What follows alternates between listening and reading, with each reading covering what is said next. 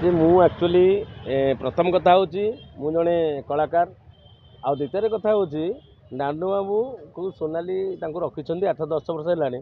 କାରଣ ମୁଁ ତ ନିଜେ ଜାଣିନାହିଁ ସେ ବାବଦରେ ମନ୍ତବ୍ୟ ହେବା ଉଚିତ ନୁହେଁ, କିନ୍ତୁ ତାଙ୍କ ସ୍ୱାମୀ ଯେଉଁ ଅଭିଯୋଗଟି କରିଛନ୍ତି 10 ବର୍ଷ ହେଲାଣି, ଯଦି 12 ବର୍ଷ ହେଲାଣି ନାଣ୍ଡୁ ବାବୁ ପାଖରେ ସେ ଅଛି, ତାହେଲେ ଏ ଅଭିଯୋଗଟା ଆଜି କାହିଁକି 12 ବର୍ଷ ପରେ କାହିଁ ବର୍ଷେ ପରେ କରିପାରିଲନି, 2 ବର୍ଷ କରିପାରିଲନି, 3 ବର୍ଷ ପରେ ନୁହେଁ ତା 12 ବର୍ଷ ପରେ କମ୍ପ୍ଲେନ୍ କରୁଛୁ ଗୋଟେ ସ୍ତ୍ରୀ ଆଉ ଜଣ ପାଖରେ ଶୋଉଛି?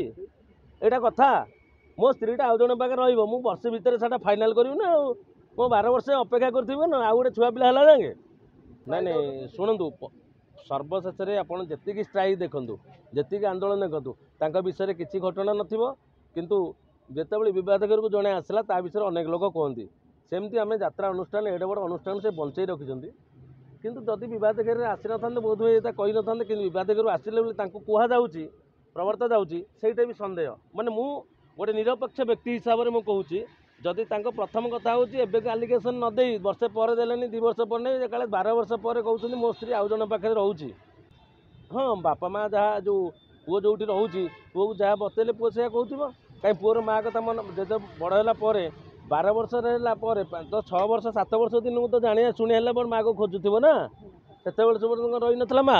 ଏପଟେ ସିଏ ଅଭିଯୋଗ ଆଣୁଛନ୍ତି, ଏପଟେ ସିଏ ବି ଅଭିଯୋଗ ଆଣୁଛନ୍ତି।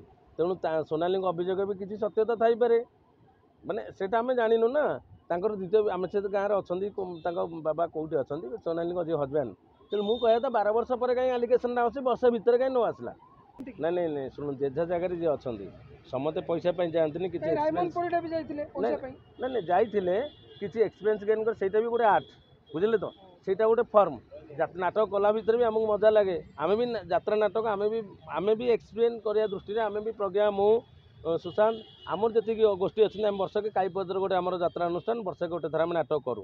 ସେମିତି ନାହିଁ, ଯାତ୍ରା ଥିଏଟର, ଫୋକ୍ ଥିଏଟର, ଏଗୁଡ଼ାକ ସବୁ ଫୋକ୍ ଥିଏଟରରୁ ଆସି ଯାତ୍ରା ବର୍ତ୍ତମାନ ଓପନ୍ ଏଇଟା ରାଉଣ୍ଡ ଥିଏଟର ହିସାବରେ ଆମେ ଯାତ୍ରାକୁ ବର୍ତ୍ତମାନ ନେଇପାରିବା, ଯାହାକି ଓଡ଼ିଶାର ଲୋକକଳା ଲୋକ ସଂସ୍କୃତିରୁ ଆଜି ପର୍ଯ୍ୟନ୍ତ ଏବେ ସାମାଜିକ ନାଟକ ହେଲା। ଯାତ୍ରାର ପାରମ୍ପରିକ ଦେଖିଲେ ଆପଣ ଯେଉଁ ଦଣ୍ଡ ସୁଆଙ୍ଗ ଐତିହାସିକ ନାଟକ, ତାପରେ ଆସି ଯାତ୍ରା ଏଇଠି ଗୋଟେ କମର୍ସିଆଲିଜରେ ପହଞ୍ଚି, ସେଇଟା ଯାତ୍ରା ଅନୁଷ୍ଠାନକୁ ବି ଧନ୍ୟବାଦ ଦେବା କଥା। ଏତେ ଅନୁଷ୍ଠାନ ସେତିକି ରୋଜଗାର କରୁଛନ୍ତି ବୋଲି କଳାକାରଙ୍କୁ ଦେଉଛନ୍ତି, ଏବଂ ଅବଭିୟସଲି କଳାକାର ଗୋଟେ ଯିଏ ପାରିଶ୍ରମିକ ତାର ଯେତେବେଳେ 5 ଟଙ୍କା ଥିଲା ସେମାନେ କହି ଆଣ୍ଠେଇ ପେଟେକି ଆମେ କରୁଥିଲୁ ସେତେବେଳେ, ଏବେ ପଇସା ନେଇଯାଉଛନ୍ତି ନା। ପଇସାରେ ନେବାର ସମୟ ଆସିଛି। ଆପଣ ଯେଉଁ ଆଳୁ କିଲୋଟା 5 ଟଙ୍କାରେ କିଣୁଥିଲେ ବର୍ତ୍ତମାନ ସେଠି 20 ଟଙ୍କା ଦେଉଥିଲେ, ତାପରେ GST ବିଲ୍ ଦେଉଛନ୍ତି, ତେଣୁ ଅବଭିୟସଲି ପଇସା ନେବେ ଯେ ଭାଇ।